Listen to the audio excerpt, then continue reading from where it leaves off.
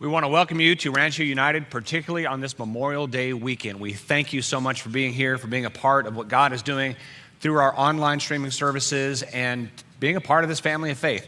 And during this weekend, we want to give particular thanks to those families who have suffered a great loss, losing loved ones, and we remember those loved ones who served in the armed forces, gave their lives for our freedoms. And this weekend, there are a lot of discussions about our freedoms, what specifically they are and where we should practice those freedoms. But just keep in mind that all of that was purchased by the sacrifice of those men and women who fought and lost their lives. So would you right now, just right where you are, give these families a thank you, just to realize that they have borne the burden of this loss to earn our freedoms. Well, welcome to Rancho United, and we are in the middle of an exciting transition right here. We are going to be changing a lot next weekend, and we'll talk about that here in just a minute. But most importantly, I want you to know, the online audience, that our times are changing next weekend. And so our tradition service will be streamed at 8:30, and then our United services will be streamed at 9:30 and 10:30, and then 6:30 in the evening. So just a half an hour earlier. It seems our online viewership really likes that early time, and so we're moving everything earlier by a half an hour. For those of you who are brand new here to Rancho, we thank you so much for joining us, and we would encourage you to type the word guest to this number here. Just text it to this number here, 951-379-3795, and you can type info, you can type anything you like there. We have staff who would love to hear from you on text and, of course, on comments through all of our live streaming platforms. I also want to thank you very much for your generosity. We've been celebrating the outpouring of generosity from the Rancho family of faith, not only those who have been a part of Rancho for so many years and who have been faithful, but for new people, new guests, new members of our congregation who are now all over the world. And you have given and stepped up as well, which has allowed our ministry from children's all the way to mature adults to continue to thrive and then now be ready for a phased, careful opening. And so thank you for your generosity that not only meets the needs of the church, but our vast ministries to the world, locally and globally. 51 ministries locally and globally to help people in need. So thank you very much. If you're a part of the Rancho family of faith, you are a part of something very special. We are transforming our community by the grace of God, not just in word, but in action, not just to each other, but to people in need, people outside, people who don't believe. We are really getting that grace of God out there without boundaries, and it's all due to your generosity. So thank you.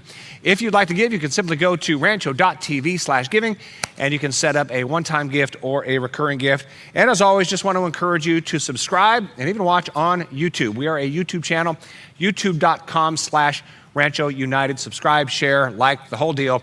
And thank you very much for that.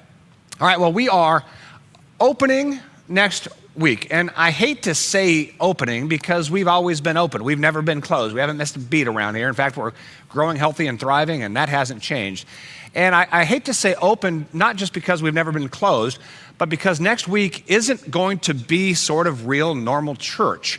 It's going to be different. We're opening the doors in accordance with the regulations, and so it's going to be safe, as safe as a gathering like this can be, and we are cooperating with officials, not rebelling against officials, and but it's not going to be normal church, but we are opening the doors. There will be tables around. It's sort of that cafe model that we talked about, right? We talked about phase one being sort of a cafe, and there are tables. They're actually set up right now.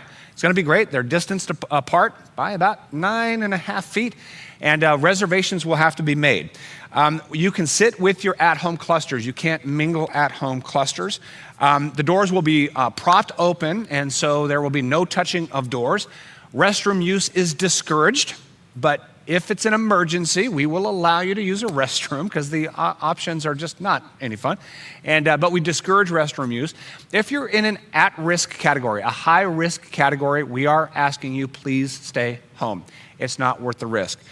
Children under 12 are discouraged from coming as well. We are going to encourage the use of masks. All staff and volunteers will have masks. Masks are proven to be the safest way, or one of the safest ways, to prevent social spreading, especially singing. We are not allowing singing without masks.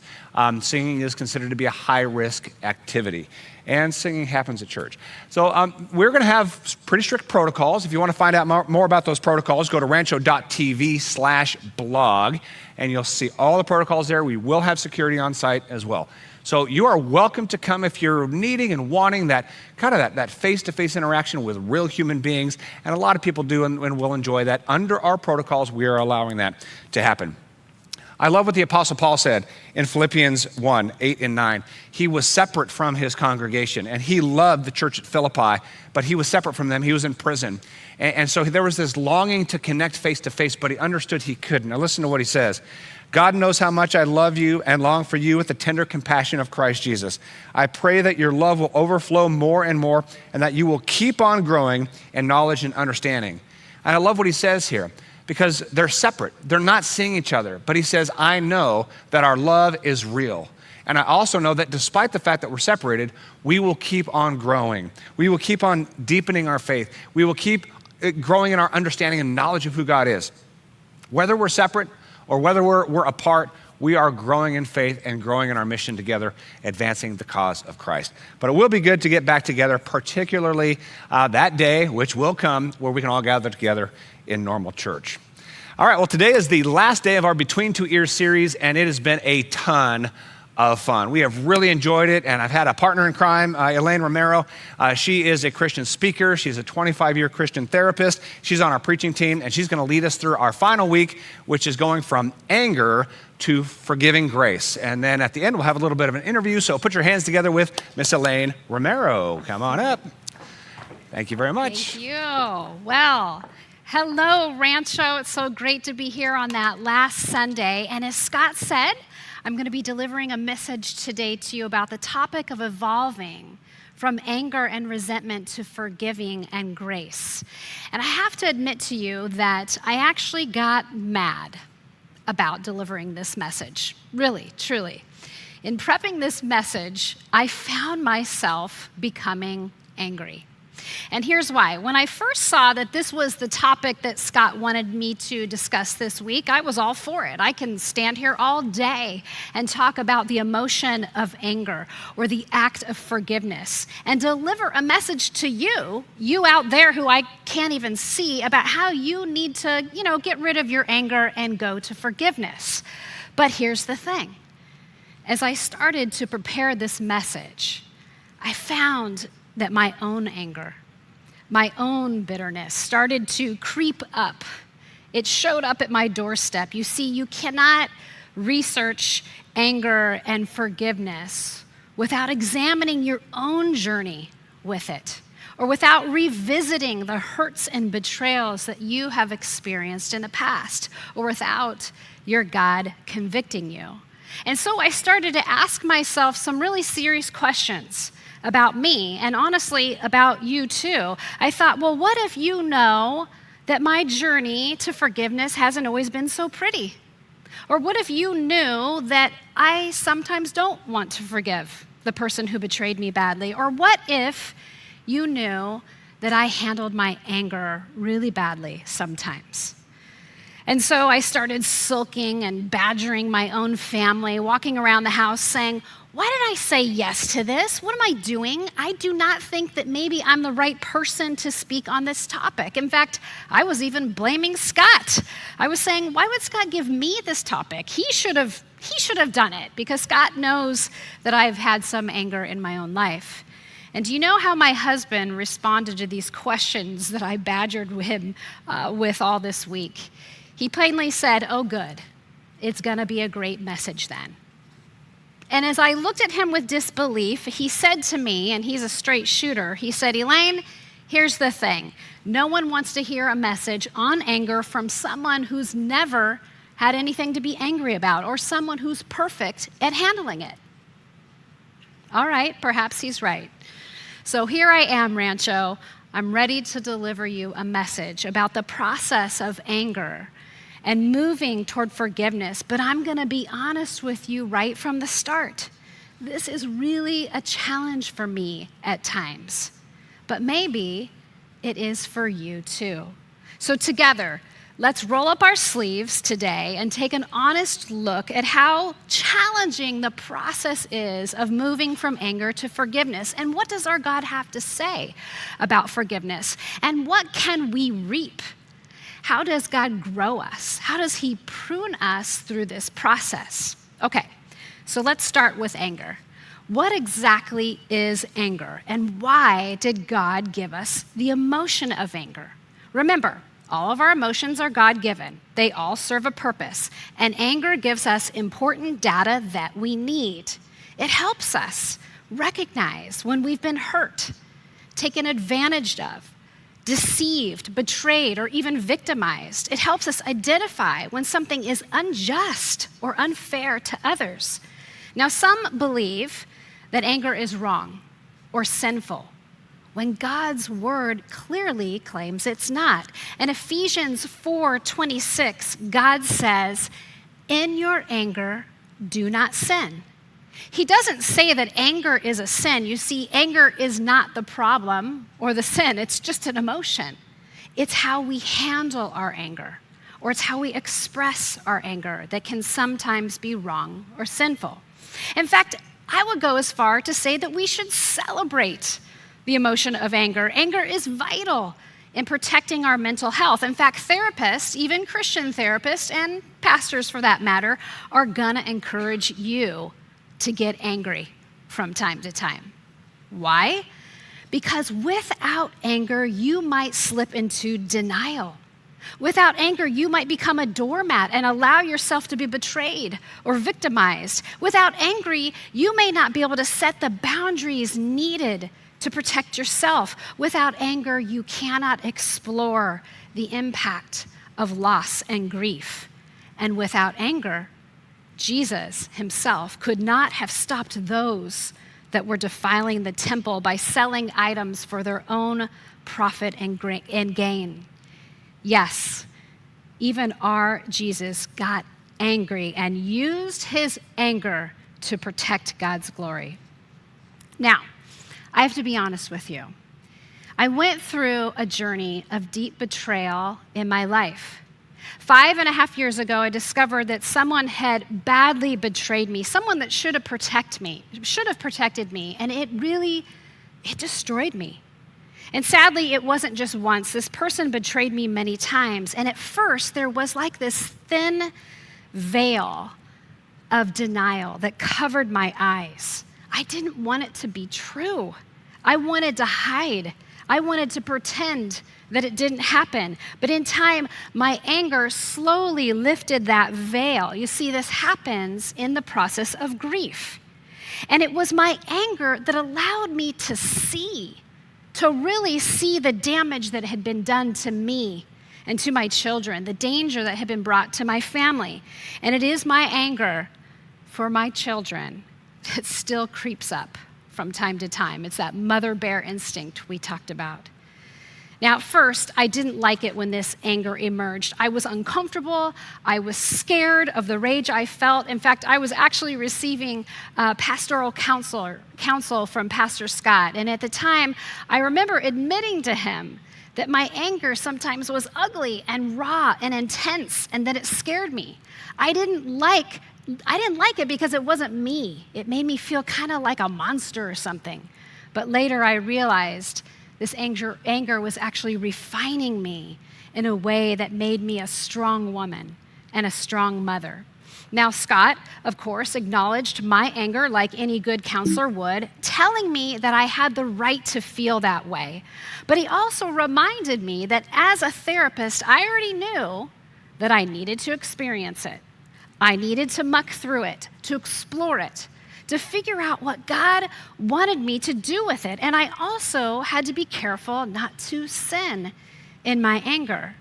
But I'll admit to you that I did. I made some mistakes from time to time. I didn't always handle it well. In fact, I exploded at this person. I said very hurtful things. And I will admit that even today, I make mistakes with anger. And I will probably make errors in the future.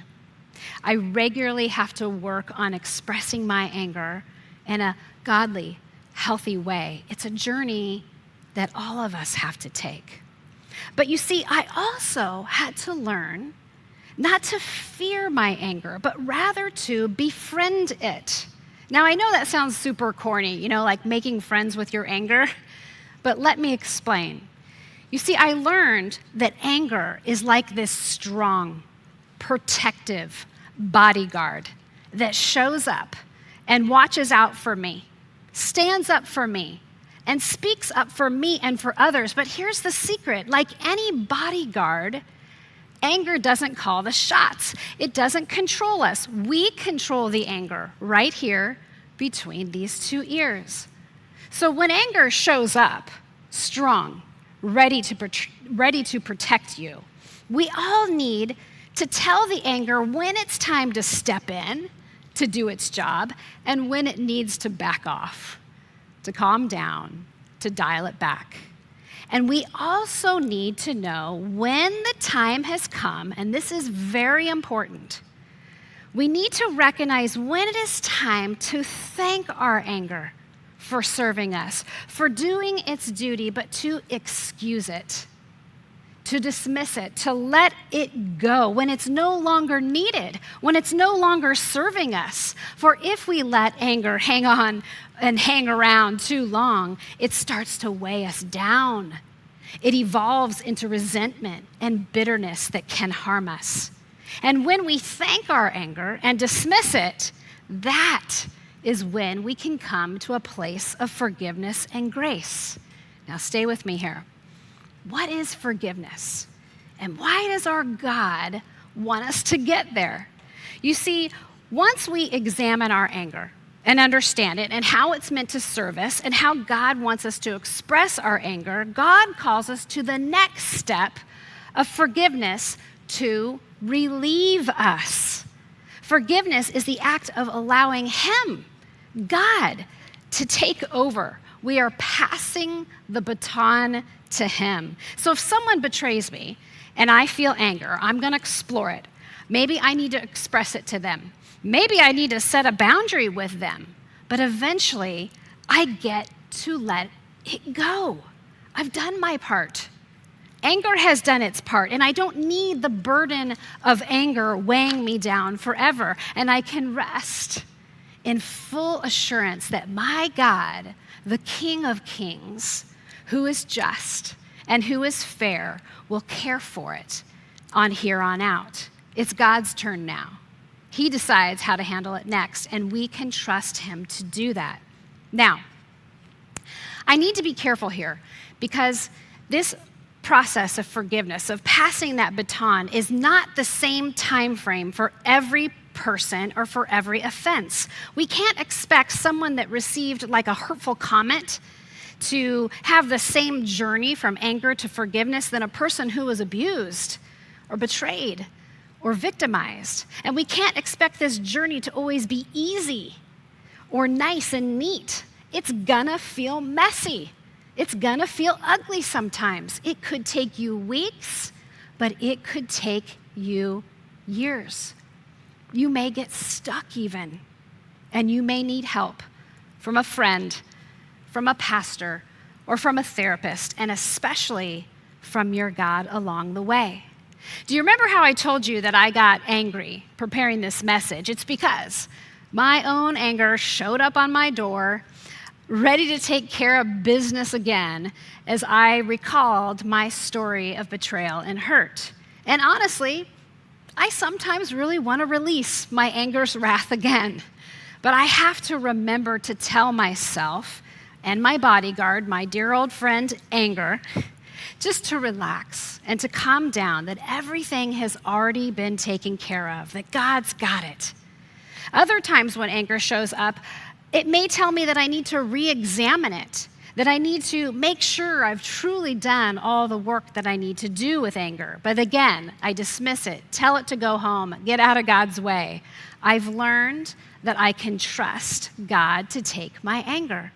In fact, God says in Ephesians 4:31, get rid of all your bitterness, your rage, your anger, your brawling and your slander, along with every form of malice. Be kind, be compassionate to one another, forgiving one another, just as God forgave you.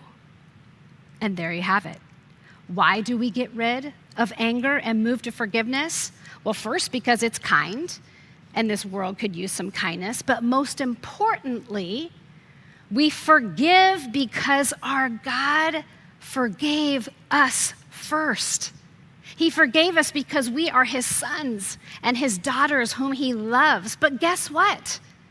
The person who hurt you, the person who betrayed you, is also his child. We forgive others because he forgave us.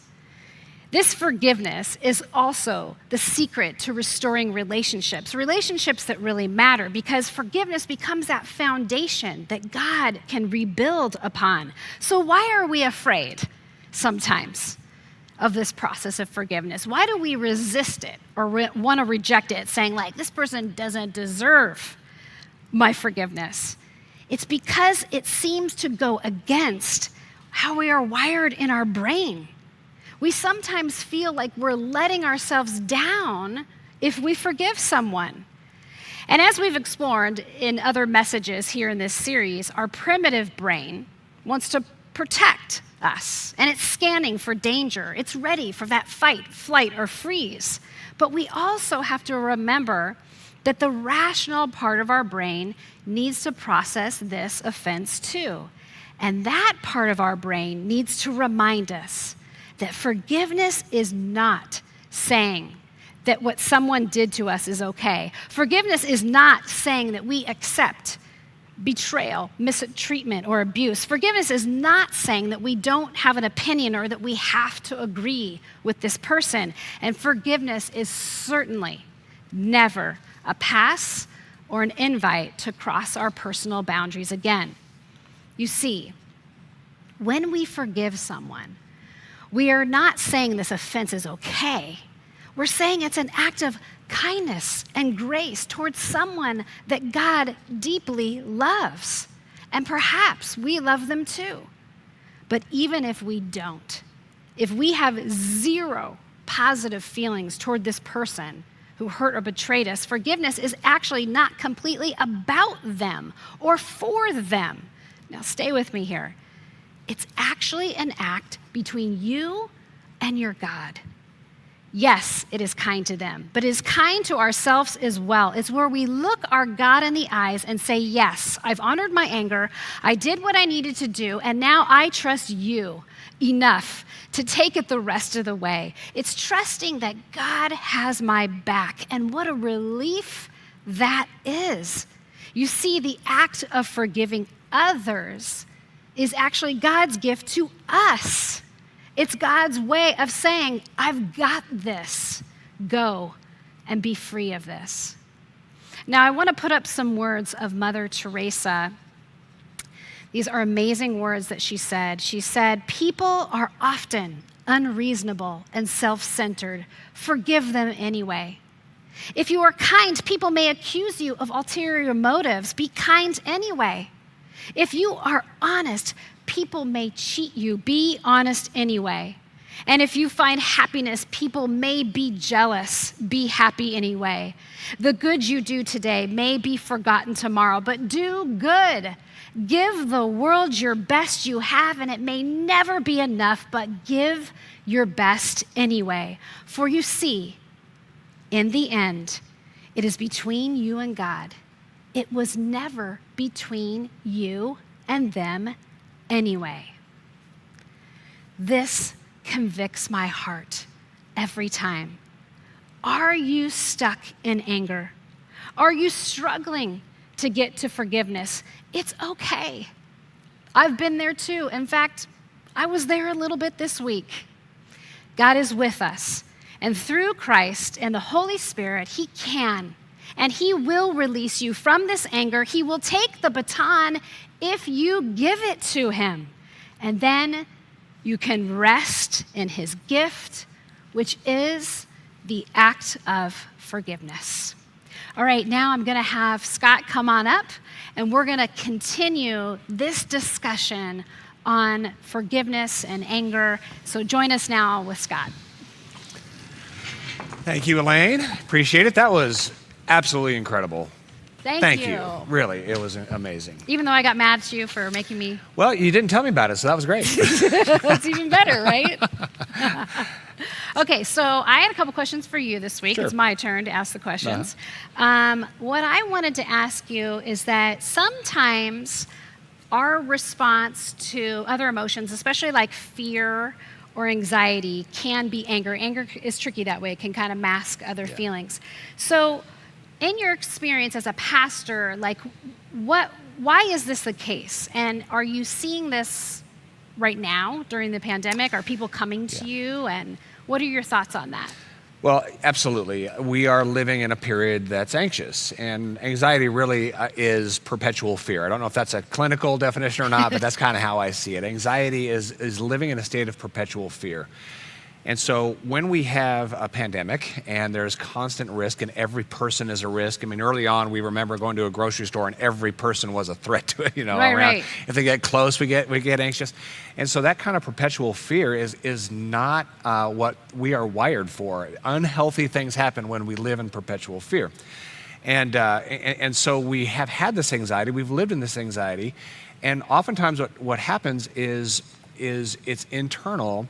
And then when the dam breaks, it comes out as anger. So here we have these Michigan dams that have broken. A couple of them have broken because of weeks of rain, weeks and weeks of rain. And so there's pressure against these dams. And this last week, 2 of them broke, causing incredible damage, right? Wow. And so I think anger and anxiety is related to that. Perpetual fear is like this pressure behind a dam. And then that pressure gets so great that when there's opportunity, there's an outlet that comes out as anger. And we're seeing that last couple of weeks. People are just angry. News media is angry.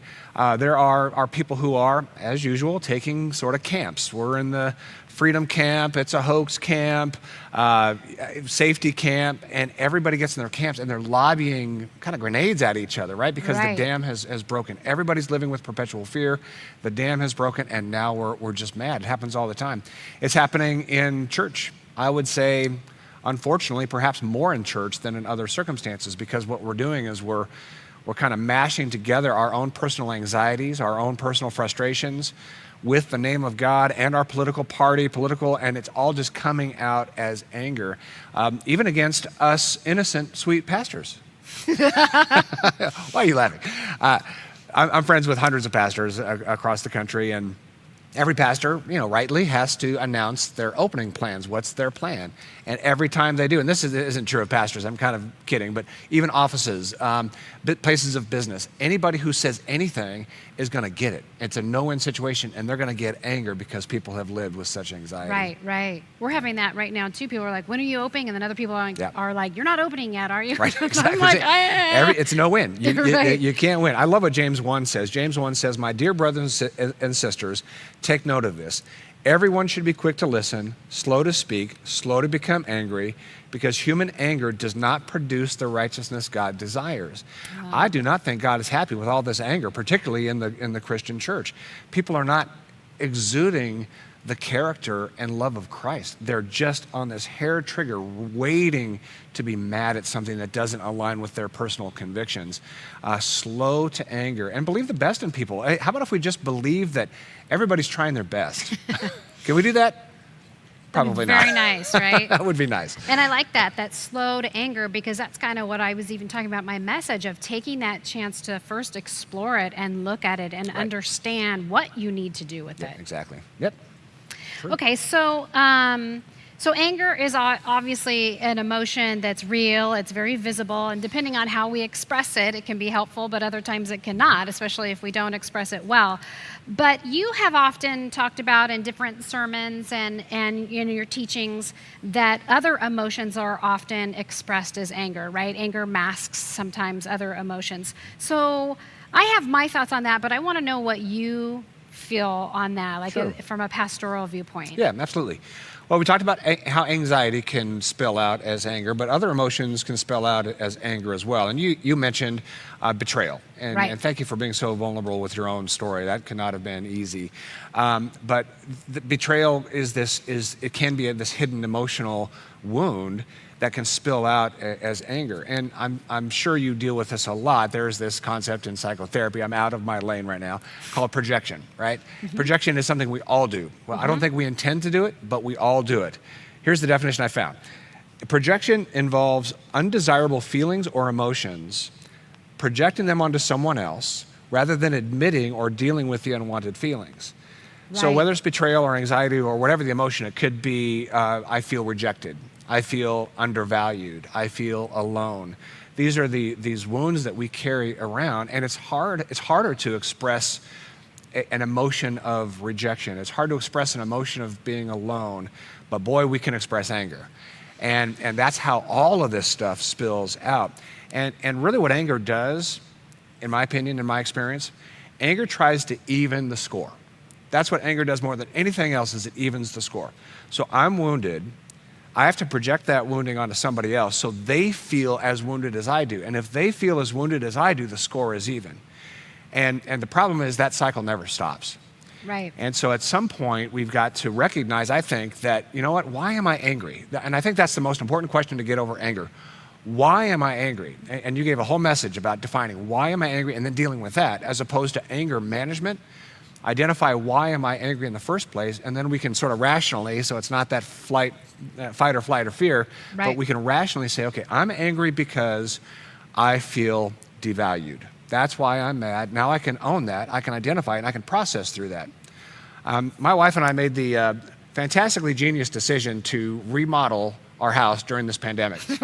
So here was the thinking. It was terrible thinking. With 7 people there, right? Yeah, 7 people in the house. My Yeah, gosh. Exactly. You're laughing at me. Perfectly, Sorry. perfectly understandable.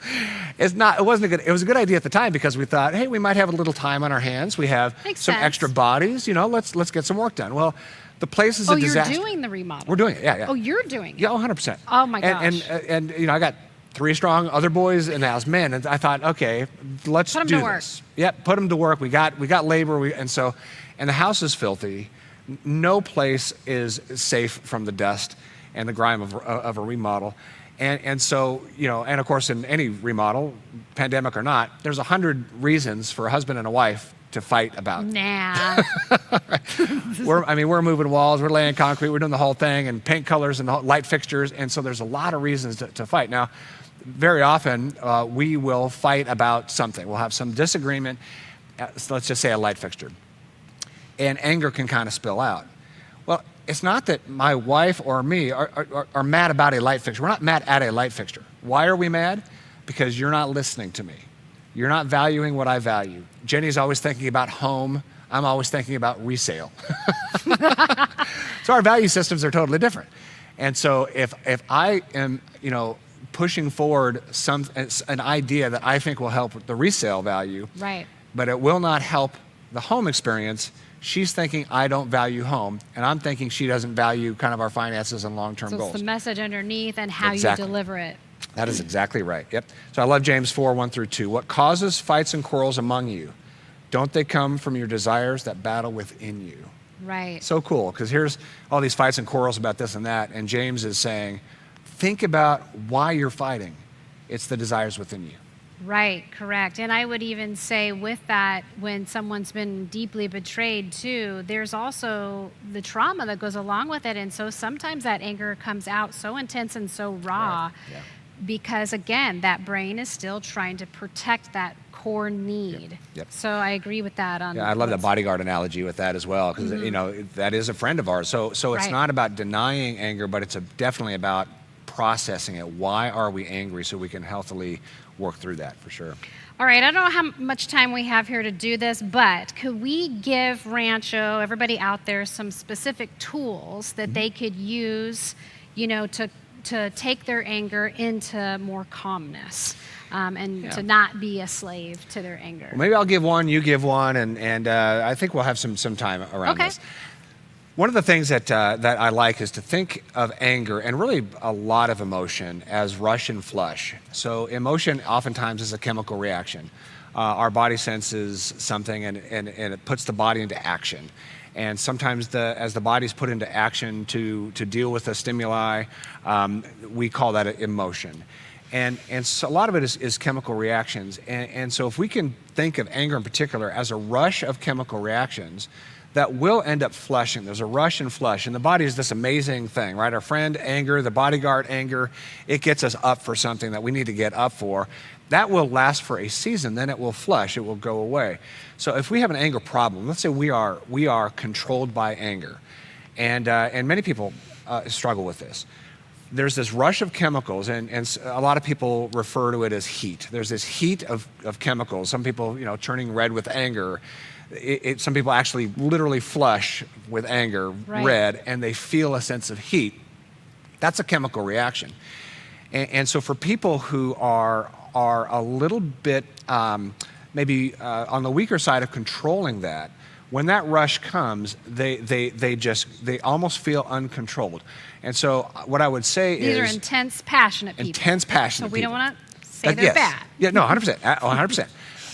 But there are people who really have a sense of being out of control when they're angry. Right. So when that initial flush comes, to be able to say, all right, to identify, this is a chemical reaction, and there may be things I need to be angry about. There may be things I need to get up for sure. But it is going to pass. And so if we can kind of grab that early, I'm feeling in this argument, for example, over a light fixture, I'm feeling myself getting hot with anger. To catch it there and to say, okay, these are chemicals that are flooding into my body, just kind of make it more of a physiological thing mentally to identify that's why it's happening. Before it gets out of control, I'm going to let this pass, let it flush. So things like, I'm going to just separate for a while. I'm going to take a walk for a while. Right. Those are very healthy tools instead of engage, which can be harmful. To allow the rush to go to the flush. Yeah, okay. Yep, exactly. I love how Proverbs 16:32 puts it. Better is he who rules his spirit than one who takes a city. I like that. And so, the idea of power being king in the ancient world, boy, you take a city, you're really amazing. No, the one who can actually put a lid on being controlled by emotions and that rush of chemicals is the one who really is, he or she has their act together. They've learned to not be mastered by their emotions. And then Proverbs 29:11, the fool gives full vent to emotion, but the wise brings calm in the end. And, of course, it uses the fool word, which, is not very nice. But the idea that we don't have to fully vent everything, especially when it comes to anger, because so much hurt can happen down the line. Right. It doesn't say not to be angry. Just don't Right. give full impact to that anger, which can cause so much distraction. It's okay to work certain tools to bring a limit to that. So. And I know personally, I do really good with that if I've thought it through and I need to tell someone that they've hurt me or offended me, but it's in the moment. Right. When someone makes me that I have a harder time with that, and I'm still working on that myself. Yeah, okay, so that's a great tool, and that actually kind of goes well with the one that I want to share. And this one is a form of using mindfulness. And we talked a couple series back that mindfulness is not just recognizing what emotion you feel, but where you feel it. So when you get really dysregulated and you're about to blow in anger, we find that if we give people tools to process their thoughts, nobody wants to do that when they're ready to go. Right? Right. And so there's a great tool called Own It, like the acronym OWN. So I'm not going to get rid of my anger and ignore it. I'm not going to get swept away by it and get dysregulated by it, but I'm going to own it. And so in Own It, I take a decision to first observe it. What am I feeling? I'm feeling a lot of anger towards this person, and why? And then I'm going to witness it. Where do I feel it in my body? I feel it in my chest, or maybe I feel it in my hands, or maybe I feel adrenaline rushing through my body. And then the N is for narrate. And narrate is basically you actually just describe that out loud. I know you might look like a crazy person, but you actually describe it out loud as you're describing it to a friend. And they find, this is done by the work of Dan Siegel, who's like a brain guy, and they found that mindfulness of being aware of what I'm feeling and where I'm feeling it, it tends to kind of allow the rush and flush to happen faster. Yeah. So it's a great little tool. I have handouts on that too. So if anybody here wants to contact me at our website, shcounseling.org, I'd be happy to send a handout on that. Well, that is fantastic. And Elaine, I'm going to miss our time together. I know. This has been great. It's been 6 weeks, and we have our little living room here. Now, Steve Solomon called this, these are giant chairs, from the movie. What's that movie with the little people? Anyway, he made fun of our chairs. He made fun of our chairs? I'm hurt by this. I love these chairs. I'm very upset. Steve, we're going to have to have a We're talk gonna get about it. I'm angry. Are you angry? I'm angry. Let's go get them. Well, Elaine, thanks. We're going to have you back. There's no Okay. question about that. It's been a good 6 straight weeks, and hopefully you've enjoyed your time as well. I have. I'm so honored that I was asked, and I have to tell everyone at Rancho, you do not know how much work everyone, there's so many people right here doing so much work, and to put together a thoughtful message every week, I mean, I don't know how you do it. So, I don't know how you do what you do, but anyway, thank you All so right, well, much, thank you so Elaine, much. very much, and we will see you later. All right. And Rancho, thanks so much for joining us for this Between Two Ears series. Next week, keep in mind, we are half an hour earlier. Tradition service at 8:30, United at 9:30 and 10:30. And we're also going to have a special time talking about the relationship between the world and the church. There's a lot of contention going on right now between the world, in quotes, and the church. And so we're going to talk about how we are to be, how the church, the Christian church, is to be in the midst of the world and our relationship with the world. And we're going to have a good time together. Again, we are phase 1 open, so you're going to have to make table reservations. Those details will come out on Tuesday, it looks like. And you can find that at rancho.tv. Make sure to subscribe to our YouTube channel as well, youtube.com/Rancho United. God bless you.